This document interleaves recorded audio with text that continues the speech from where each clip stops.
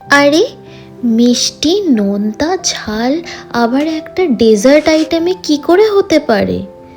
তো বন্ধুরা, welcome back to my channel Payel tasty travel. আজকে কিন্তু তোমাদের জন্য একটা সেরা রেসিপি নিয়ে এসেছি। রেসিপিটার নামটা যতটা ইউনিক, খেতে কিন্তু ঠিক ততটাই ভালো। ভিডিওর প্রথমেই যেটা আশ্চর্যর একটা কথা হলো সেটা হচ্ছে মিষ্টি, নোনতা আবার ঝাল পিঠা হতে পারে? হ্যাঁ, হতে পারে। তো এই পিঠাটার নাম হচ্ছে সুইট সল্টি স্পাইসি পিঠা। আর অনেস্টলি বলছি, নামটা যে খালি ইউনিক সেটা না, খেতে ঠিক ততটাই ভালো। তো দেখা যাক আমাদের এই ইউনিক পিঠার রেসিপিটা কিভাবে বানানো হয়। প্রথমে তো আমরা নারকেল কুড়িয়ে নিয়েছিলাম, তারপর আমরা ওটা একটা কড়াইয়ে নিলাম। কিন্তু আমরা তখনও গ্যাস ধরাইনি। গ্যাস না ধরানো অবস্থায় কিন্তু আমরা এর মধ্যে একটুখানি গুড় দিলাম। গুড় দেওয়ার পর আবার এটাকে আমরা ভালো করে মিক্স করছি। আমরা কিন্তু একটু একটু করে গুড় নিচ্ছি আর আমরা ওটাকে ভালো করে মেশাচ্ছি। আমরা এখানে কিন্তু জলখাবারের নলেন গুড় ইউজ করছি। তোমরা যে কোনো গুড় ইউজ করতে পারো, যেটাই অ্যাভেলেবেল। আমার তো হাতের সামনে এইটা অ্যাভেলেবেল ছিল, তো আমরা এটাই ইউজ করেছি। আর হ্যাঁ, পরের দিকে হালকা একটুখানি আমাদের পাটালি গুঁড়ো কিন্তু ছিল অ্যাভেলেবেল, তো ওটাও কিন্তু এর মধ্যে আমরা দিয়ে দিয়েছিলাম। সেটা তোমরা ভিডিওতে দেখতেই পারবে। নলেন গুড়টা কিন্তু আমরা বেশ ভালো করেই মিক্স করেছি।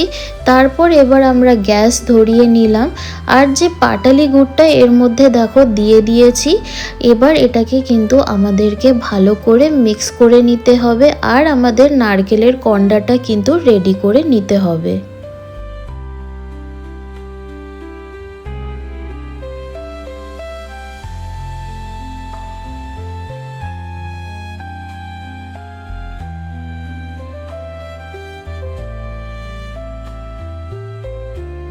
গুড়টা ভালো করে মিশে যাওয়ার পর এর মধ্যে আমরা দিয়ে দেব আমুল মিল্ক পাউডার। তারপর এটাকে আবার আমরা ভালো করে মিশিয়ে নেব। জেনারেলি আমরা আমুল মিল্ক পাউডারটা ইউজ করছি বিকজ এটা কিন্তু বাইন্ডিংয়ের জন্য সাহায্য করে। আর আমাদেরকে কিন্তু এটা ভালো করে মিক্স করে নিতে হবে যেন এর মধ্যে পাউডার দুধের কোনো টাইপের লাম্পস না থাকে।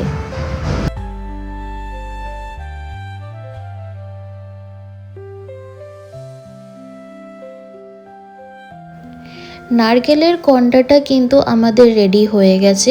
আমরা ওটাকে কিন্তু সাইডে রেখে দিয়েছি। তারপর আমরা কড়াইয়ের মধ্যে নিয়ে নিলাম সুজি। আর সুজিটাকে কিন্তু আমরা হালকাভাবে রোস্ট করব। একদম লালভাবে কিন্তু আমরা রোস্ট করব না, একদম অল্প একটুখানি রোস্ট করলেই হবে। আর হ্যাঁ বন্ধুরা, বলছি তোমাদের যদি এমনই ইউনিক, ইজি আর নিত্য নতুন টাইপের রেসিপি চাই, তাহলে কিন্তু তোমাদেরকে এই চ্যানেলটা সাবস্ক্রাইব করে নিতে হবে আর কিন্তু বেল আইকনটা প্রেস করে রাখতে হবে। আর তাহলেই তো এমন সুন্দর সুন্দর রেসিপি তোমরা একেবারে নোটিফিকেশানে পাবে। আর তোমরা তোমাদের বাড়ির লোককে এই সব দারুণ রেসিপিগুলো বানিয়ে কিন্তু খাওয়াতে পারবে। এই সুজির মধ্যে কিন্তু আমরা একটুখানি লবণও দিয়ে দিলাম। ওই কি বলে না, এক চুটকি নমক, তো এর মধ্যে আমরা দিয়ে দিলাম। তারপর এটাকে আমরা ভালো করে আবার মিক্স করে নিয়েছি, কারণ যে কোনো মিষ্টির মধ্যে যদি আমরা একটুখানি লবণ দিলে ওই টেস্টটা কিন্তু আরও বেটার হয়ে দাঁড়ায়। রোস্ট হয়ে যাওয়ার পর কিন্তু আমরা গ্যাসটাকে বন্ধ করে নেব। তারপর কিন্তু এর মধ্যে আমরা দুধ দেব, কারণ এইটা যদি আমরা বন্ধ না করি আর এই সুজিটার মধ্যে আমরা দুধ দিয়ে দিই গ্যাস জ্বালানো অবস্থায়, তাহলে কিন্তু এটা লাম্পস ক্রিয়েট হওয়ার চান্সেস থাকে। ওর জন্য আমরা প্রথমে গ্যাসটাকে অফ করব, তারপরে কিন্তু আমরা এর মধ্যে দুধটা দেব। তারপর এটাকে আমরা ভালো করে মেশাবো। একেবারে আমরা অনেকটা দুধ দেব না, প্রথমে আমরা একটু একটু করে দেব, এটাকে মিক্স করব, আবার এটার মধ্যে দেব, আবার এটাকে মিক্স করব, ঠিক যতটা দরকার ততটাই। আর দেখো আমাদের সুজিটা কিন্তু অলমোস্ট এমনই দেখতে হবে। তারপর কিন্তু আমরা গ্যাস চালিয়ে এটাকে কিন্তু আবার ভালো করে আমাদের কুক করে নিতে হবে। তারপর আমরা এর মধ্যে কিন্তু 2 চামচ ঘি দিয়েছি, তারপর আবার এটাকে আমরা ভালো করে মিক্স করে নিয়েছি। বেসিক্যালি এই সুজির মিক্সচারটা কিন্তু আমাদের ডো হবে, ওর জন্য যেমন আমরা আটা ময়দার ডো তৈরি করি, সুজিরও কিন্তু ঠিক অমনভাবেই আমরা ডোটা তৈরি করব। তো আমাদেরকে কিন্তু এটা কন্টিনিউয়াসলি কিন্তু গ্যাসে রাখা অবস্থায় নাড়িয়ে যেতে হবে, যতক্ষণ না কনসিস্টেন্সিটা পুরো একটা ডোয়ের মতো হবে ঠিক ততক্ষণ।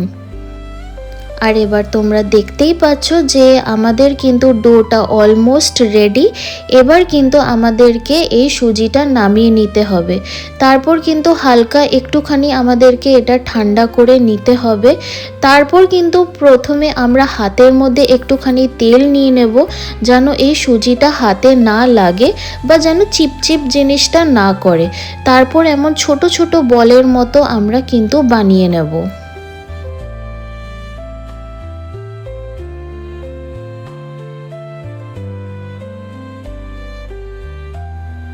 রাফলি আমরা ছোট ছোট কিন্তু বল বানিয়ে নিয়েছি।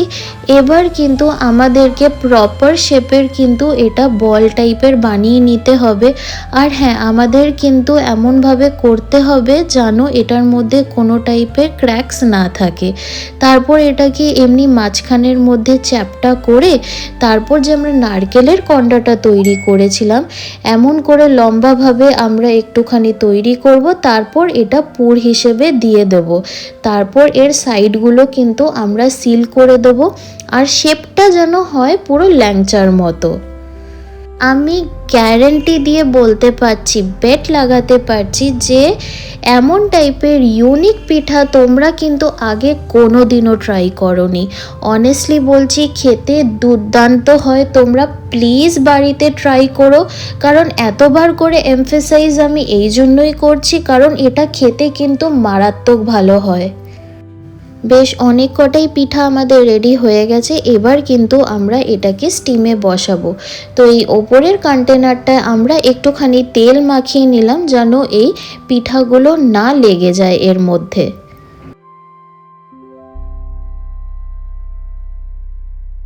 তারপর আমরা এক এক করে এই স্টিমারটার মধ্যে পিঠাগুলো দিয়ে দিলাম। দেওয়ার পর কিন্তু আমরা এটাকে কভার করে দেবো। সত্যি কথা বলতে গেলে সারা শীত ধরে কিন্তু আমার মা অনেক টাইপের পিঠা বানিয়েছে, বাট এমন টাইপের ইউনিক আর বেশ ইন্টারেস্টিং খেতে পিঠা কিন্তু আমি ফার্স্ট টাইম খেলাম।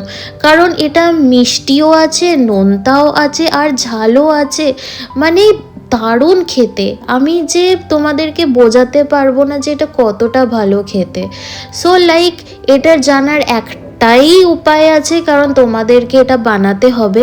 কারণ সিরিয়াসলি বলছি, আমি তো এত বছর ধরে মা পিঠা বাড়িতে বানিয়েই যাচ্ছে, এমন টাইপের কিন্তু ইউনিক পিঠা আমি কোনো দিনও ট্রাই করিনি। ট্রাই করার পর বাড়ির সকলেই কিন্তু মানে চুমু রেসিপি বলা যায়। আর দেখো পিঠাগুলো কিন্তু স্টিম হয়ে একেবারে রেডি। আমাদেরকে এটাকে একটুখানি ঠান্ডা করে নিতে হবে, তারপরেই কিন্তু প্যানে টস করা যাবে, না হলে কিন্তু ভেঙে যাওয়ার চান্সেস আছে। আমরা কিন্তু কড়াইয়ের মধ্যে একটুখানি তেল নিয়ে নিলাম আর ওর মধ্যে একটুখানি ঘি নিলাম, যেন ঘিয়ের সেন্টটাও পাওয়া যায় ভালো, ওর জন্য কিন্তু একটু ঘিও নিলাম। তারপর কিন্তু এর মধ্যে শুকনো লঙ্কা এমনভাবে কেটে কেটে আমরা দিয়ে দিয়েছি। তারপর আমরা এটাকে কিন্তু ভালো করে নাড়িয়ে চাড়িয়ে নিচ্ছি। তারপর এর মধ্যে আমরা দিলাম কালো সর্ষে দিয়ে আবার একটুখানি আমরা ভালো করে নাড়িয়ে চাড়িয়ে নিয়েছি। এবার আমাদের সেই ফেমাস ডায়লগ আসছে, এক চুটকি নমক। হ্যাঁ, এর মধ্যে হালকা একটুখানি লবণ দিয়ে নিয়েছি, আবার এটাকে ভালো করে আমরা নাড়িয়ে চাড়িয়ে নিয়েছি। এবার যে আমরা অলরেডি স্টিম করা পিঠাগুলো রেডি করে রেখেছি, একদম ঠান্ডা হয়ে গেছে, এর মধ্যে আমরা দিয়ে দেবো। দিয়ে দেওয়ার পর কিন্তু আমাদেরকে এটা হালকা হাতে কিন্তু টস করে নিতে হবে। একটুখানি গোল্ডেন ব্রাউন হবে ঠিক ততক্ষণ আমাদের এটাকে টস করতে হবে। আর হ্যাঁ, বেশি কিন্তু তোমরা প্রেশার দেবে না, তাহলে কিন্তু ভেঙে যাবে। তো হালকাভাবে টস করবে তোমরা। আর হ্যাঁ, পারলে কিন্তু তোমরা এমন ননস্টিকের কড়াই বা প্যানই কিন্তু ইউজ করো, কারণ আমরা তো এটা ডিপ ফ্রাই করছি না, তো এই নর্মাল কড়াইয়ে কিন্তু এটা হবে না।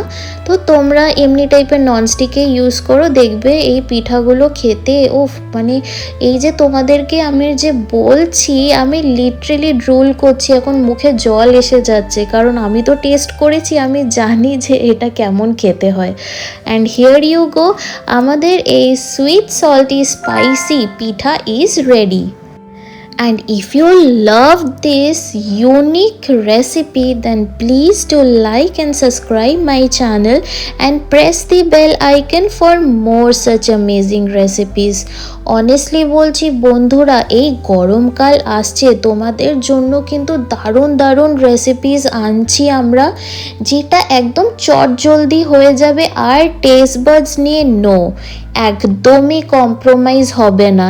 একদম সহজে তোমরা বাড়িতেই একদম রেস্টুরেন্ট স্টাইলের খাবার বানিয়ে নিতে পারবে, আর একদম মিনিমাম খাটনিতে।